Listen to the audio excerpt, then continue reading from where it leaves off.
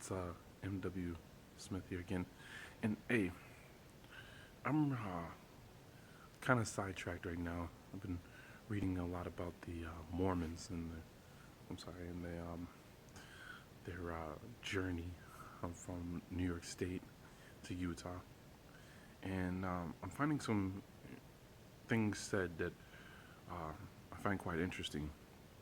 Um, I'm gonna try to record some of the actual videos so I can just share them with you so you can see them for yourself.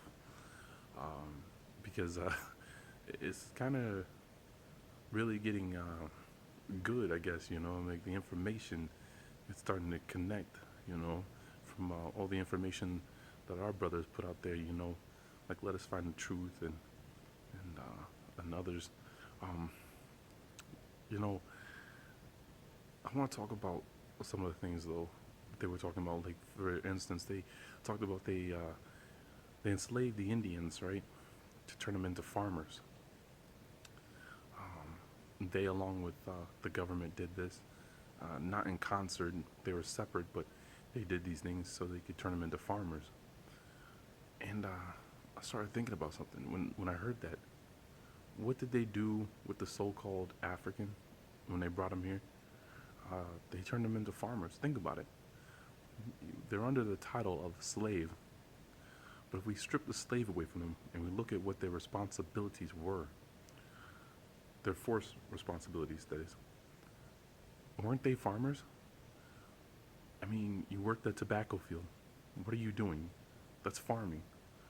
You work the peach orchards in Georgia, South Carolina, and other states like Mississippi. Isn't that what a farmer does? Um, just the peanut field, you know. I mean, all of that. That was farm work, you know. Think about the fact they tell you that they build houses. You see some of those old time mansions down in um, South Carolina. There, down in Charleston, South Carolina. You know, isn't that what farmers do? They build barns, they build homes, they build places for your cattle. Let's just take the word cowboy for instance. You know just as well as I do that if you have these genetic traits, hair like this, nose like this, thick lips, this color skin, brown. I want to tell you, I get sidetracked. I'm sorry, but I mean, if you got these, we have a long history of our fathers, grandfathers, great grandfathers, going back, that were called boy as an insult. No occupier of ours, no enslaver of ours, no settler or whatever you want to call them, called their grown men boys. But if you now have enslaved farmers and they're taking care of your cattle like farmers do, you create the word cowboy. If you have them out there chasing after your beef, your bison, your cows, I mean, it's just unbelievable, and I see the swap, because for instance, I was thinking about this the other day when I was watching the Malcolm X movie with Denzel Washington in it. I sat back and I was thinking about it as the movie was playing. There was a swap. Our people had the woods, our people had the forest, our people had the land, and we swapped that for what? Striped suits, a pinup, you know?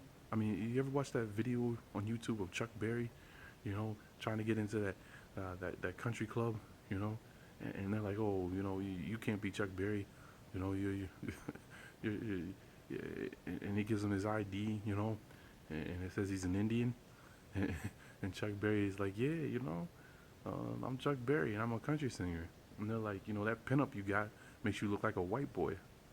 Think about it, man. How many times did our ancestors, I can't really blame them, but how many times did they chase after what the newest fashion, the newest phase, because they didn't realize what they had was an inheritance they could give to us. They just were, I don't know how to say it, like they were going with the tide. As the time was changing, they went with that, not realizing that they were stripping us of our inheritance that they could give us if there was any left. And now look at us. We are the natives that are not even recognized. It was an evil trick what they did to us. Not our ancestors, I mean our occupiers. It's like they put that fancy car in front of our ancestors. Our ancestors took the car, and in return, they lost the land.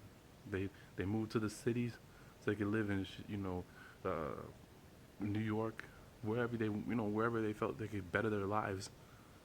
When really they had a chance once slavery was done to come together, reform, and build something, build a community for us.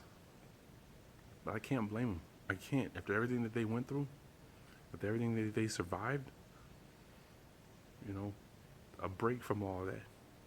I just say that our occupiers were really tricky, were really slick. They knew what they were doing. It makes me rethink the whole Great Depression when I heard that the banks bought up all the land from the farmers. Makes me wonder who were the farmers they were buying up the land from. You can credit that to the Rothschilds, because the Rothschilds own these banks. Man, it gets deep. But yeah, no. Getting back to the Mormons, I was just couldn't believe my ears when I heard them say that they enslaved Indians, to turn them into farmers so they would make them civilized. And then we have all this evidence. I mean, just go back, do what I did. I printed out all those old Confederate dollars that have blacks on it.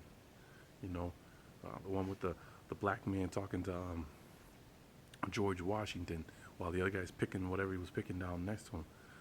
Those were the Indians. Those were the indigenous people. Those were our ancestors. Working as farmers for, let's be honest, some of the laziest people we ever did meet. That's crazy, man. That's crazy, man. Oh, and there was another one too. Now this one I gotta get on video because, man, it made me laugh like so hard. This guy was trying to prove the Book of Mormon was real through DNA, right? And he found out that the Native Americans, the ones we call Native Americans, that they share, was it chromosomes with the Ashkenazis. So I was like, yeah, you just proved our point that they're not. Anyways, this is your boy, M.W. Smith. I just hope you all have a good day.